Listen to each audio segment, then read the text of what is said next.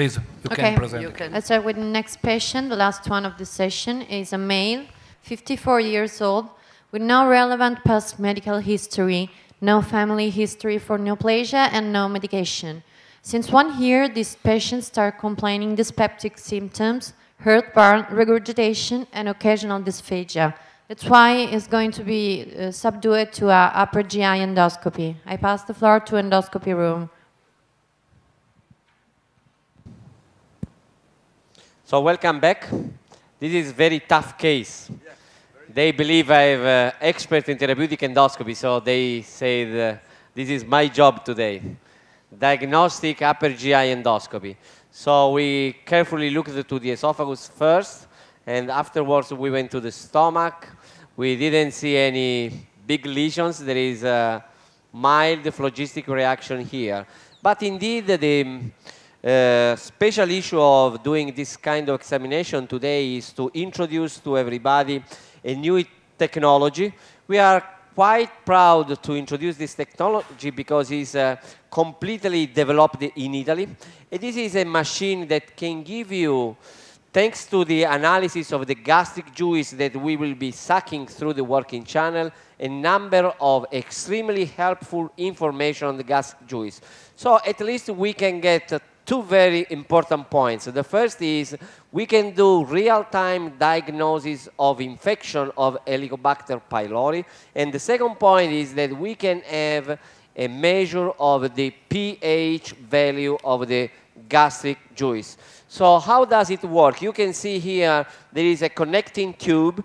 This tube is used to pass the gastric juice to the machine that will do a chemical analysis of the gastric juice in a very short period of time. So my first point is now to suck the gastric juice like this. Okay, I'm sucking the gastric juice until I should have a alarm.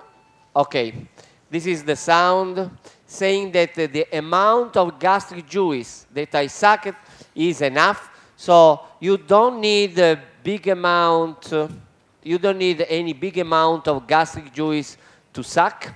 And afterwards, if you can focus on the machine right now, so the analysis is ongoing.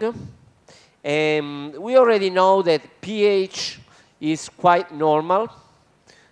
So this can have some prognostic value, especially for those patients with atrophic gastritis, intestinal metaplasia, to predict, especially in those patients with gastric cancer history in the family. And here we can potentially use this value to predict the risk of atrophic gastritis and development of gastric cancer.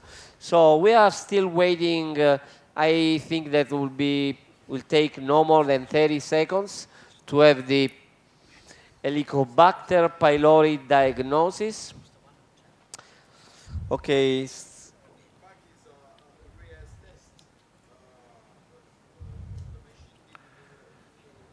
Yeah, it's real-time test.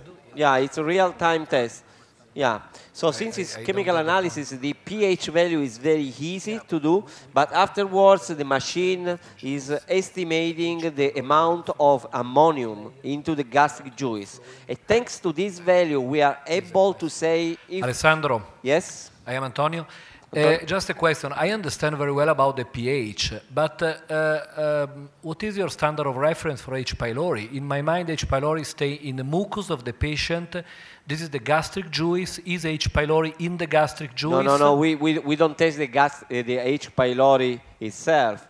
We test with the machine the amount of ammonium, okay, which is produced by the enzyme urease delivered by H. pylori. As you can see here, can you please focus here? The H. pylori in these patients is negative. So we just using the gastric juice sucked through the stomach that normally we do not use, we flush away.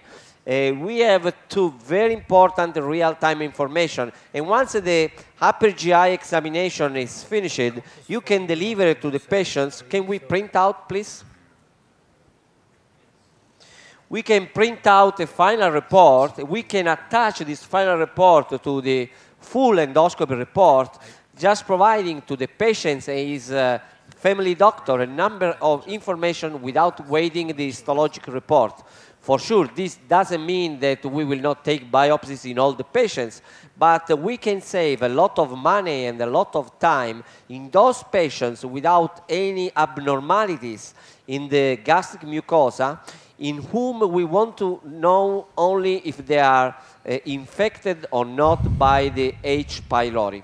Okay, so you can see that now we will be going into the distal part into the stomach, and we will taking some biopsies because this is still an experimental machine. We have already done a preliminary trial in Milan with 100 patients, and we got very nice results with sensibility and sensitivity close to 96%, so almost similar to histology. So we are quite happy about the outcome of this machine. But I can anticipate that Professor Costamagna has another ongoing trial that will be starting soon, that will be used by the company to test again the efficacy of the machine. In such a case, probably we can provide you more insights in terms of sensibility and specificity. So now I would like to take advantage of having Mark Giovannini close to me and to discuss another topic regarding gastric mucosa biopsy and gastric cancer risk. I will ask Francesca